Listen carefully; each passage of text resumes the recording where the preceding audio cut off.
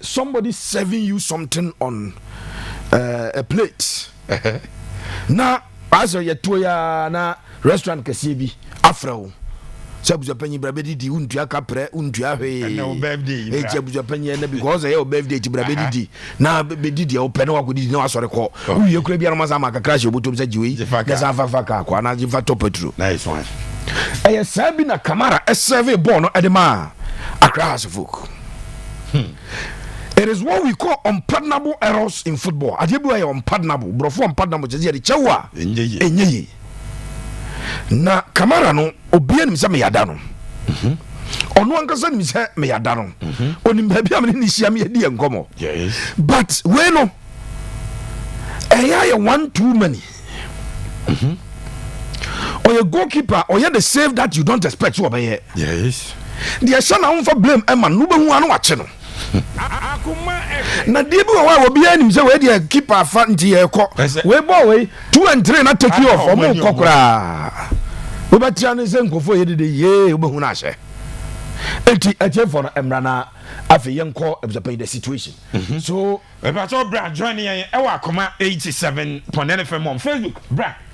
Pictures, videos, bibia yedi guwa mu na fi conclusion no ya draw Kamara guwa o consider ye no na Pepe asase afri bra koma 87.9 FM on Facebook Pepe abza panyi ntino a cross and Kabiru medase pa ma ball na mra na chi ma ne point ball no to answer. It is also this situation Hearts of folk attackers, they are not outnumbering Kotoko defenders no. Yes. Has 2 attackers in that immediate environment, 4 plus the goalkeeper, it is 5. Yeah. Goalkeeper no, burning a shot at goal, where you may not be able to handle it well. When there is a shot at goal, a different from a cross from the wings. Yes. And this ball was a cross from the wings. It was a penny cross from the wings at Eba. No, o surroundings no kura enye hu fama there. Goalkeeper the oyan say you gather the ball easily. Yes. But surprisingly, me fasa Kamara assist Hamza Issa. Or no provide us because silver platter or chibo no at all from Kabi yanko na omo mo nhwe no emra emehedi pass. So this was it.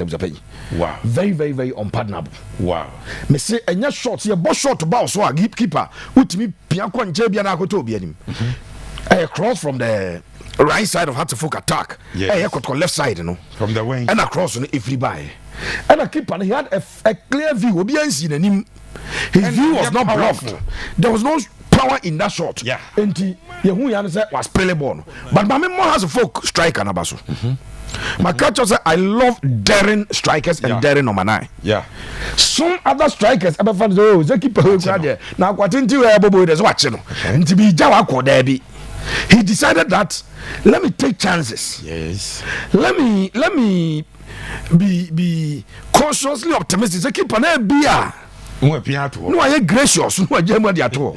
And the position of the striker, no, I am very important to the goal. Nice one. A bra Kamara, Kabiru Kamara, a pia born by him. Send a striker in my born a Kamara, but I drive the Yeah. Again, Tradia, born a free Nensano. Baby, a Samba Janano. Samba try crosser or diverted the body at Jabon.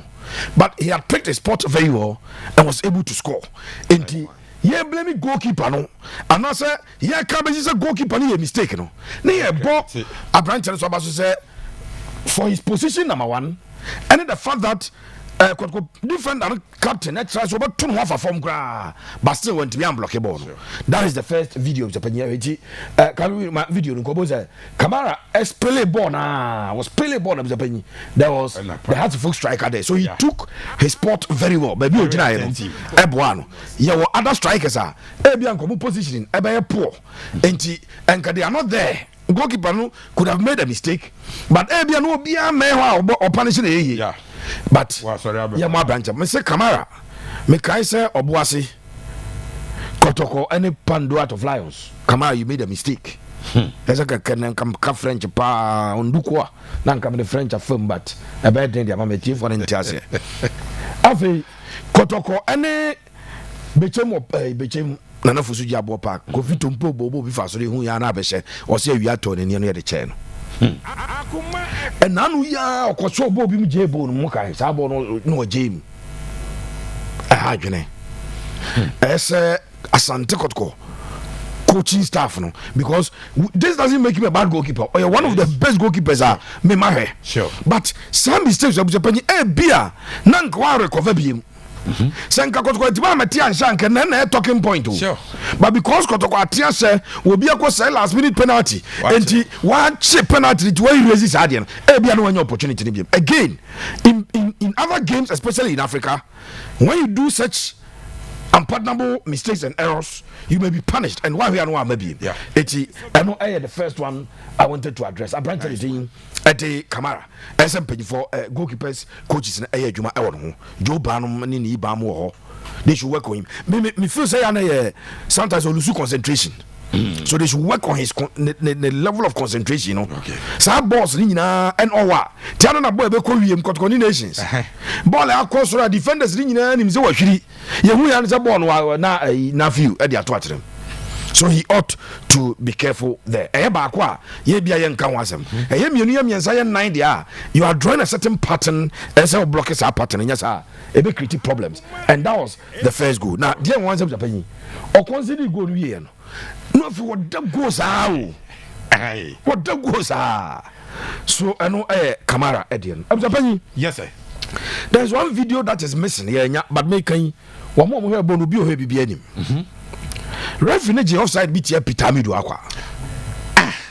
Me dwene ho saa me ntia se Ghanaian referees nankasa no e so mo tiri true pass on say this is the 5th time I discuss wa so we number true pass bi o ma dwom say so mo offside enti kro mu ye number 10 and number 8 on time assist ubo true pass pe na no ba ku ba kumase a wono akamo no mo true pass o ba no di ka page flag no the flag na e ba wono na wa ye late no wo di ka the flag na koso no di aba wo mo ubo true pass pe e offside. Baby. Amidu Akwa and the ball every Kotoko half of the pitch eba. Kwame Poku line also was in an offside position. Yeah. Kwame Poku was not involved in play. Yeah. Ne won kan ball. It is possible say Kwame do Akwa be twetwe akwa ball na she. Na referee na offside.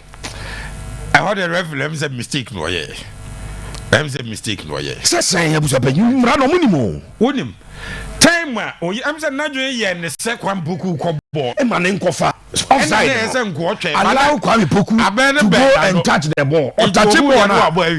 Or touch the ball you raising flag no. Na assistant referee who say pass na ba na. Amidu Akwa dey kona na opeja. Me say Amidu Akwa no betim the ball na ko. Odo ase na atwe the ball.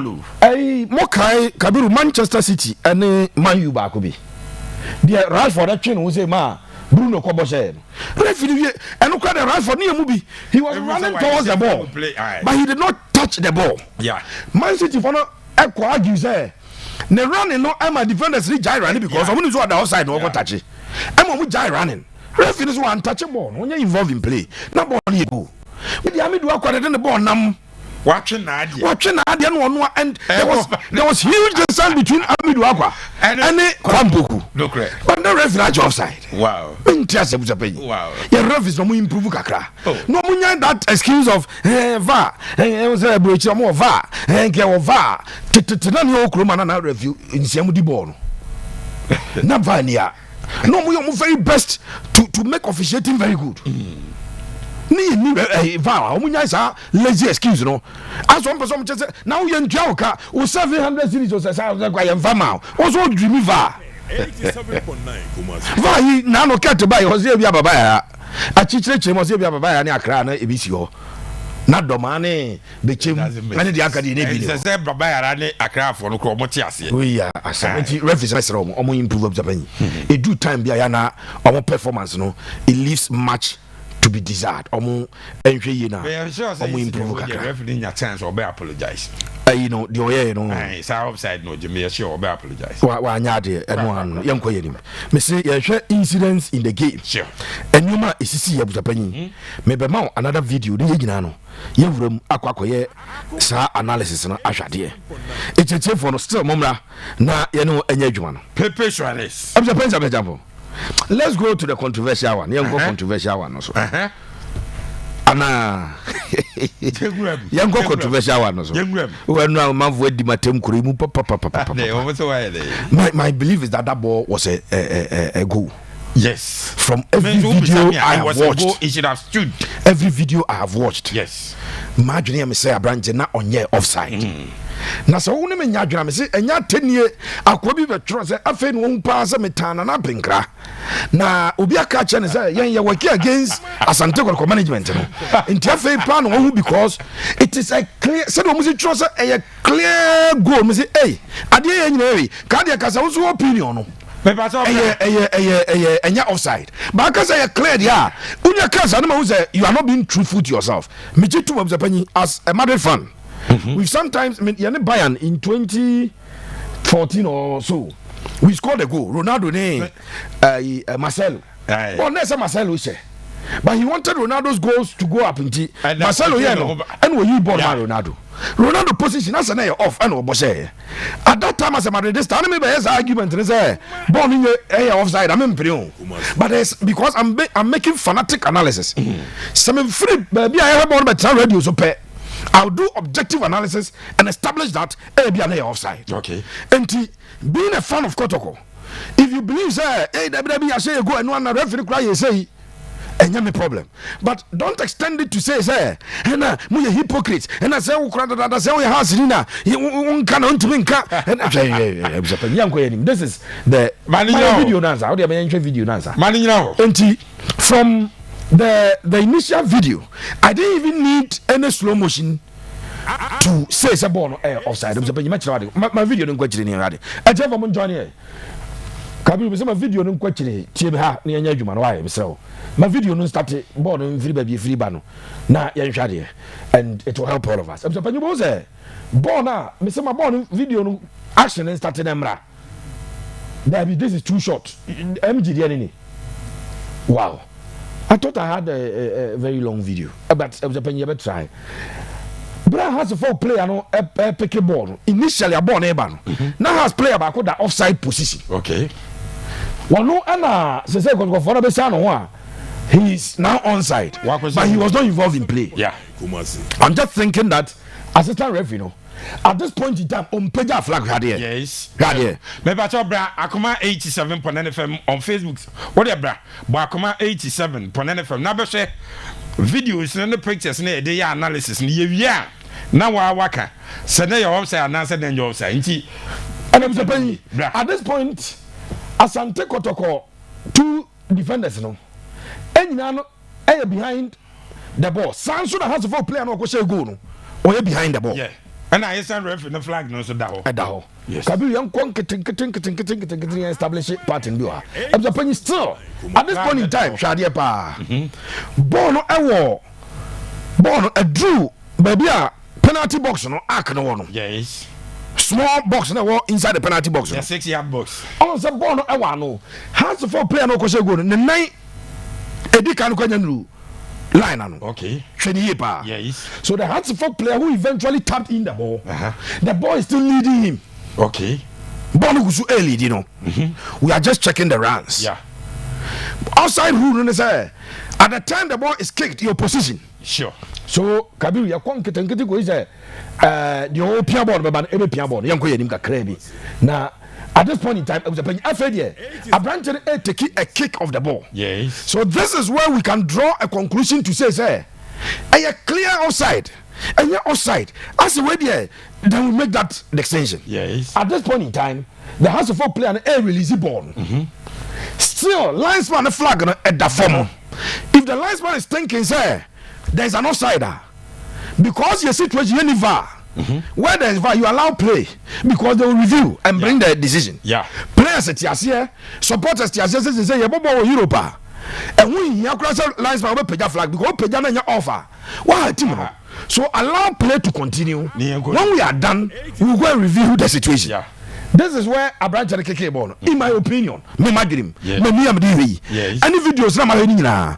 Mean to me GH1 they don't have because of copyright issues. Okay. But no muso mo catch if for the more for your video mas fast and delete you obi in production nya nsa. I'm saying so he's releasing the ball. Okay. Look at the position of the Kotoko Samba. Dabi na Zakaria Fusini. Look at Zacharia's position. Look at where the boy is. Look at where the eventual goal scorer is. Wow. Make a champion. And ni bien you see me want to make clear offside this situation. Me see you can be a Kotoko fan. Boy has an addition to Kotoko position make is the one make. Nice one. If had to folk at the ball when a shetia Kotoko. Make us a ball match may go as a career allow. The Yankai wouldn't change anything. Sure. And no be na Kotoko call. Ibaya Babiani. Eduku ball. Be a chance was go but refinance, but yeah, Juma, you go into it and analyze it. You better analyze it. And just have a refinance changing it because Pepe say. Bon cap runs are going to go for me. I'm be do cry. It's in society. Yes. But this is it. And from this position, yeah, branch and a kicky ball or release ball. And has a folk player no got tappy in a wow. I don't see any clear offside said here and go for no. Mimi one is yeah. Kabiru man ko ji so kon kete pa ye linesman ni biem. So now the penny ball our camera side boy and a branch and a boy is a camera ho e okay. After the heart of player no who is going to attack the ball and run it because ball he has kicked it. Yeah. So his position after the ball is kicked is immaterial in the discussion. When we are taking an offside decision, you kick ball, you are fast. At the time the ball was kicked, where was your position? You kick it is immaterial. Sure. When I received the ball, and I was opinion still, the ball has been kicked. The linesman's flag is down. Yes. 87.9. Yeah, a mommy play video with Pano. Also, still linesman, assistant two, no, the flag is down because he has not seen an offside there. Kabiru yankoyeni kakaka klasa afi boy ena abranche na Asia ball no e opo dum no yes ode ball no to atrem na ena linesman flag no enso e ko so ha ball no ba no kwa so na flag nda ho eti afi abranche ne be connect na no so peja ena opeja na flag no wow abapani me say my video yi ahwe other videos more right the try give no videos my share other people across stadium from different angles the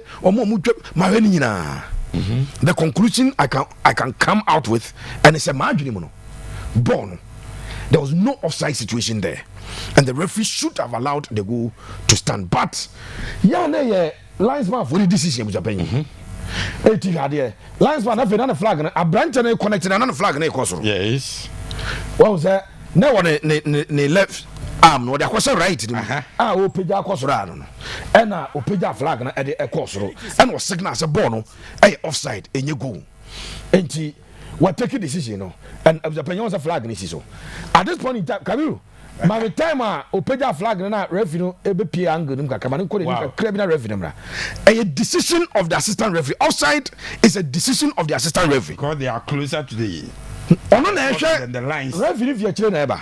Second, linesman. No, I'm checking lines. And the moment of the penny, assistant referee flag, there's nothing the referee can do. Offside situation, referee cannot overrule it. A bit new as I say, boy, offside referee say, Mimi who say your referee won't take that decision. Offside there, it is the preserve of the assistant referee because they are the ones. Born a banner refugee, baby, you know, on follow action, so it is presumed, sir, on a better view of offside situation. You were offside, the ABR, you know, Bobo, once I down near Bamon.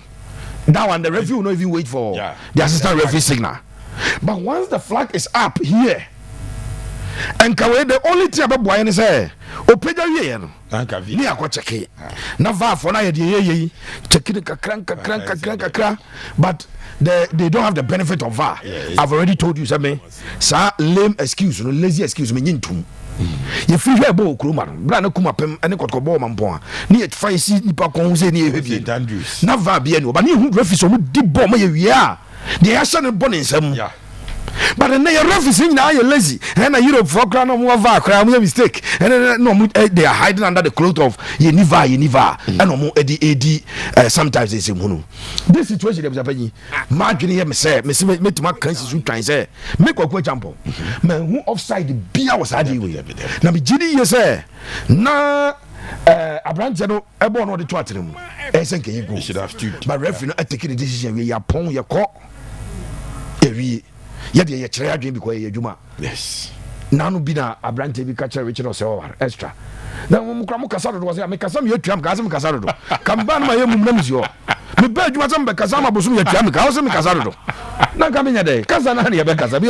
anu di etua ka abusapani pepe sware yemfa I has a penalty in Twato. Okay, was it a penalty? It was a penalty because Zacharia's arm was outstretched. Yes. Zachariah baby our Bobo Adruno or one of the best defenders in our league. Now your statistics na Kotoko who Zachariah no matter ni. Okay. Yende esan so abobere kum Chelsea ya cover matches wabo national team tie nim no. E bia no obi nim no sa.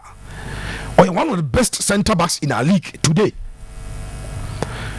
When you are defending and your arm is outstretched, it is not at a natural position. Yeah. So on any natural position, na a deny obi short a echo go mu a referee no ebe je foul e de tia na baby ebe je foul no say a box no ma a penalty. And because his arm was outstretched and none ho ye hu bebrebe abon na bo obi nsa ne sada no referee no be twem akọ no baby. Yes, I was some inches. And Nano Madrid Bobby referee any penalty na go for kasa. Ye were some distance so be bo short no from that distance penny. Ye nyefa event because I just say you don't have time to react. Ye was certain distance. Yeah. So be bo na bon sa. I just say you don't have time to react. There's nothing you could have done. San referee any penalty. Nice one. Where there an advertised shot from afar. Yeah. And a branch and Sanmu be and a born inside. Obviously, you saw protest from Kotoko. A part of football. Sure. Football are there. So dinner chi say be a tian yama kwani, especially North Africa for no. You not see yet decision in area. Every on yes, I pass a born man, but I could be a strong and I will crew my Kotoko GSM Baja. I said the nine was sitting and a boo, it's just a new obium. You ain't one some pio. One that's a both freaky crank or basher.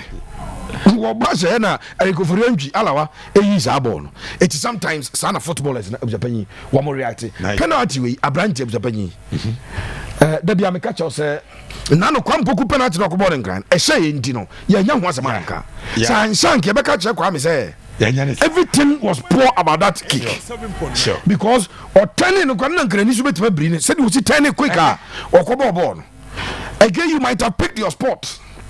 So only goalkeepers be to say Vincent Enyama. Vincent Enyama, your penalty, oh, you never be back, which you call no aba, no aqua, no aba. Oh, but one of you now. It is Vincent Enyama by the time I turn is now. Who won't just have a bono? Maybe our bono watch a body say, yeah. But they say in Johnson and once a man, baby. Yeah. Now, branch your confidence, no, the two just one step, and the other in penalty bopa. Again, you place on your research. Play a your research, Biano. Goalkeeper now, Kobo, and Tiano. Oh, that's the difference here. Unim say elsewhere. Munya penalty, I want to penalty. No more coaches never catch the goalkeeper. Maybe a hapan or tackle, say no tire. It gives you an idea. Na goalkeeper no ya beka chance akwa so obo penalty 10 emu 10 obo 5 or 5 obo 3 akwa then you guess na Kamara no bi onim ni bia ni na ono penalty wo ba on 2 because of height and until Chelsea and Bayern Munich 2012 Champions League no penalty is not Bayern boy ni na Peter Cech enya direction the reason is Peter Cech no wa on 2 goalkeepers no mo wa no omo mpre omo nko one side Ike Casillas otia eti oba no taking a spot udu ball no one call obofa wa washe no obofa 50 washe obofa the other side washe 50 washe but Peter Cech ne there or Chelsea no what we division no Jan and no so cover the side because sana goalkeeper wait or wa enti goalkeeper one thing you don't do na on sign 20 mo penalty on play huntu ya mo 50 yes Oba 50 so say punch won punch. Ya na place minim say ball no be omo ni ya. abrofo the kicks na be pen ya na punch wo mpa o omo bobo no with punch mo power ball no. Yeah. See this situation. Wow. Only have branch in here. He took just about 2 steps. Me yam shim na say no ray, but on why you say na just one in bopa o be to atwene sembo. Ya no mo bofa po no ho. What dive say ya we ro. And that's what pejasha angle. China be say akure ni mu no. Wow. E bia de sha akure mu. Ento mo nkwakire sankofo no. Obza panyu hade o. Unim say kama anya ne 9 kra no de yibo no. Nenza o. After so yes or dive your ball na eba no who say ball na take direction or the nsa e ball say the obo volley.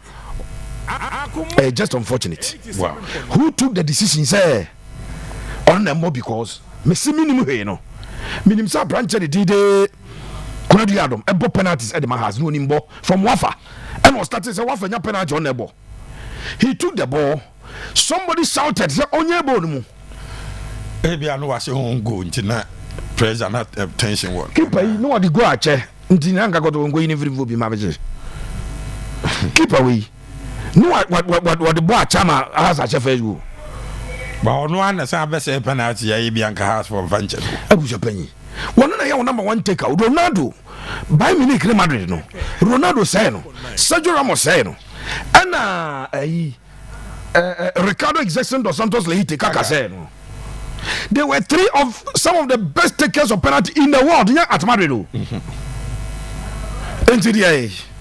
So we are number 1 penalty takers. I just said you has in Ibi. And I said the people are on what you for bona na machine or say na dey more instinct. I got just no more. Abuja Abrante no penalty dey we ball no dey say na bona. E kire say onye obi a or a very good penalty taker. And obviously na again the benefit of hindsight waba say na wie o say share enka hwana ka say Kunadu Adam fan to mo bi ko yenka but the see dia buja ben yebeka entie dia no that was also another wrong decision. Overall the attendance was super. The attendance was massive, and the organizers Gaka for the people mabaso. Yeah, there's one final thing Raf ebe boame ntiase brofo no mo amte brofo mo moye hwe fa Gaka for the picture no mtwa na Kotoko gina so no foto o matro Gaka president cup Gaka president cup and I say the president cup but mtiase na se pa mo moame we literature for any grammarians nyina meboame wo mo say Gaka president cup stroke bi ani o hyphen bi ani ho Gaka president cup excessive be bibo ntiase brofo na me hu no enra no bra mo ebe metim ntiase buza bayi Gaka president cup Ghana president cup na Gaka no kura no mo ye organizer mo di ni ko je ni mu kura ye dey Gaka president cup we obi obi bia no ebe o say Gaka president ni yabo cup a chere ni munyamo ana o mbeka say ngare Gakas nti Gaka president cup 2025 when bro that way Gaka president cup Gaka president cup mesramo English tutors am okro am nyina mutie mo de say bia me na me nte brofo the business for the any calculation ni yan mo bia no ntia but Gaka president cup the ambiguity me lecture bi University of Cape Coast Tinedu was it pregnant with ambiguity. So tiase baby Gaka president cup any Gaka president cup abuja panyi we kire say Ghana president born your boy yebedi won kobo Richard prepare race owura bi